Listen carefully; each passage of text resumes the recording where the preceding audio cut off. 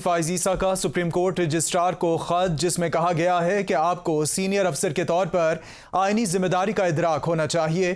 Justice قاضی فائز عیسیٰ نے کہا کہ آپ کا سرکولر میرے لیے حیران کن تھا۔ سرکولر جاری کر کے سپریم کورٹ کے فیصلے کی نفی کی گئی۔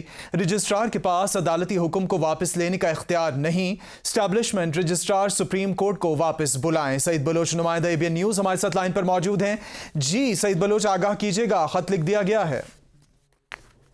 جی بالکل اسی چیز کی توقع کی جا رہی تھی کہ شاید جسٹس قاضی فائز عیسیٰ رجسٹرار سپریم کورٹ کے خلاف کسی قسم کی کوئی انضباطی کارروائی کر سکتے ہیں، اور آج ان کی جانب سے ایک خط لکھا گیا ہے بنام رجسٹرار سپریم کورٹ، جس کی copy chief justice of Pakistan, کابینہ ڈویژن، اسٹیبلشمنٹ ڈویژن، وفاقی حکومت اور اٹارنی جنرل آفس کو بھی بھجوائی گئی ہے۔ اپنے خط میں جسٹس قاضی فائز عیسیٰ کا یہ کہنا ہے کہ آپ کے سرکولر کو دیکھ کر بہت حیرانی ہوئی۔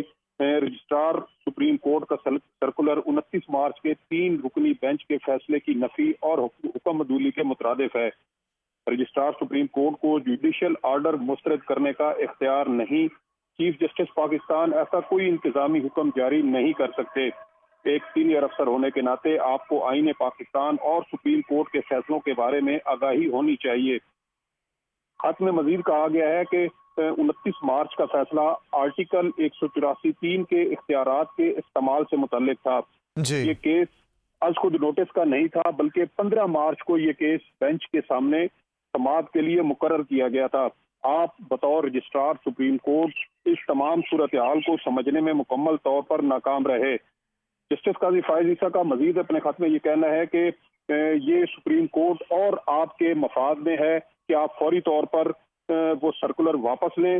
آپ رجسٹرار سپریم کورٹ کے عہدے پر رہنے کے اہل ہی نہیں۔ آپ فوری طور پر رجسٹرار سپریم کورٹ کا عہدہ خالی کر دیں۔ اس کے علاوہ جسٹس قاضی فائز عیسیٰ کی جانب سے کابینہ ڈویژن، اسٹیبلشمنٹ ڈویژن اور وفاقی حکومت سے بھی یہ کہا گیا ہے کہ رجسٹرار سپریم کورٹ کے خلاف انضباطی کارروائی کا آغاز کیا جائے، کیونکہ انہوں نے سپریم کورٹ کے ادارے کی جو ایک ریپوٹیشن ہے اس کو نقصان پہنچایا ہے۔